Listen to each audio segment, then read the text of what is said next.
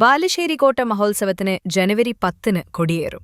ജനുവരി 10 മുതൽ 13 വരെ 4 ദിവസങ്ങളിലായി നടക്കുന്ന മഹോത്സവം വിവിധ ക്ഷേത്രാചാരങ്ങളോടും കലാപരിപാടികളോടും കൂടി ആഘോഷിക്കും. ആഘോഷ പരിപാടികളുടെ ഭാഗമായി ജനുവരി 10-ന് വൈകുന്നേരം 5-ന് പരദേശ ബ്രാഹ്മണരുടെ നേതൃത്വത്തിൽ കൊടിയേറ്റം നടക്കുമെന്ന് ക്ഷേത്രം ഭാരവാഹികൾ വാർത്താസമ്മേളനത്തിൽ പറഞ്ഞു. ഈ വർഷം 4 ദിവസങ്ങളിലായിട്ട് ജനുവരി 10, അതായത് നാളെ വൈകുന്നേരം കൊടിയേറി 10, 11, 12, 13 ദിവസങ്ങളിലായിട്ട് ഉത്സവം വളരെ ഗംഭീരമായിട്ട് കൊണ്ടുപോകാൻ തീരുമാനിക്കുകയാണ്. അതിന് ഒരുക്കങ്ങൾ ഏറെക്കുറെ പൂർത്തിയായി. ഈ വർഷത്തെ പ്രത്യേകത എന്ന് പറഞ്ഞാൽ 3 ദിവസങ്ങളായിട്ട് 6000-ഓളം പേർക്ക് അന്നദാനം.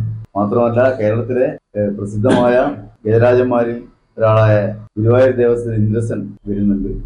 അതുപോലെ തന്നെ കടയ്ക്കച്ചാൽ ഗണേശൻ എന്ന് പറഞ്ഞ ഒരു ആനയെ, കൂടാതെ ഗജറാണി ശ്രീദേവി വരുന്നുണ്ട്.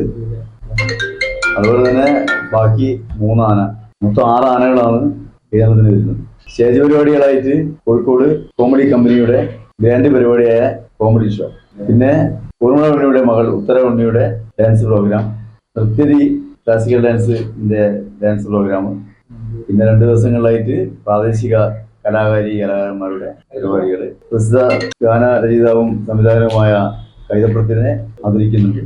പഞ്ചവാദ്യം, ദീപാലങ്കാരം, ചെണ്ടമേളം, കലയരങ്ങ് തുടങ്ങിയ പരിപാടികൾ അരങ്ങേറുമെന്നും തുടർന്നുള്ള ദിവസങ്ങളിൽ ക്ഷേത്രാചാരങ്ങൾക്കൊപ്പം ജനുവരി 11-ാം തീയതി ഭഗവതി പൂജയും പഞ്ചാരിമേളവും, ട്രിപ്പിൾ തായമ്പക, നൃത്തശില്പം, കലാവിരുന്ന്. ജനുവരി 12-ാം തീയതി ഭഗവതി പൂജ, അക്ഷരശ്ലോക സദസ്, ട്രിപ്പിൾ തായമ്പകയും ആനന്ദരാവും നടക്കും. 13-ാം തീയതി ഭഗവതി പൂജ, പ്രസാദ ഊട്ട്, അക്ഷരശ്ലോക സദസ്, ട്രിപ്പിൾ തായമ്പക.